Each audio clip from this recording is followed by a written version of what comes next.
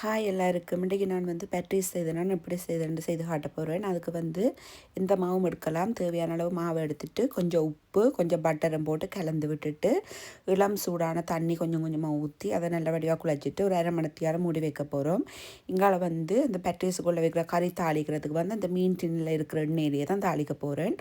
எண்ணெயில் கடுகு பெருஞ்சீரகம் சின்ன சீரகமும் போட்டுட்டு அதோட இஞ்சி உள்ளி பச்சை மிளகாய் கருவேப்பிலை வெங்காயம் எல்லாத்தையும் போட்டு வதங்க விடுங்க. இந்த வெங்காயங்கள் எல்லாம் வதங்கி வந்த பிறகு மீன் தின்னையும் அதோட போட்டு கலந்துட்டு அவிச்சு மசிச்சு வச்ச உருளைக்கிழங்கையும் அதோட போட்டு கலந்து விட்டுட்டு தேவையான அளவு உப்பு அதோட மஞ்சள் தூளும் போட்டுட்டு கலந்து விடுங்க. அடுப்பை நிப்பாட்டின பிறகு கொஞ்சம் தேசிக்காப்புலையே புளிஞ்சு விடுங்க. இப்போ கறியை கொஞ்சம் ஆற வச்சுட்டு இப்போ இந்த பெட்ரிஸுக்கான இந்த இது ரொட்டியை செய்ய போகிறோம்.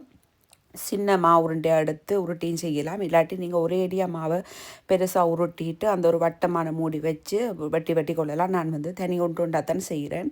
ஒன்றுண்டா உருட்டிட்டு நடுவில் கறியை வச்சுட்டு சைட்டுக்கு வடிவாக அமர்த்தி விட்டுட்டு இப்படி ஒரு முள் கரண்டி வச்சு அமர்த்தி விட்டிங்கன்னு சொன்னால் அந்த நாங்கள் பேட்ரிஸ் அச்சில் வச்சு செய்கிற மாதிரி வரும்.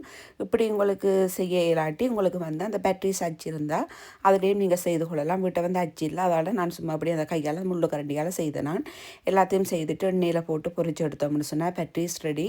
பிடிச்சிருந்தா செய்து பாருங்க. பாய் எல்லாருக்கும்.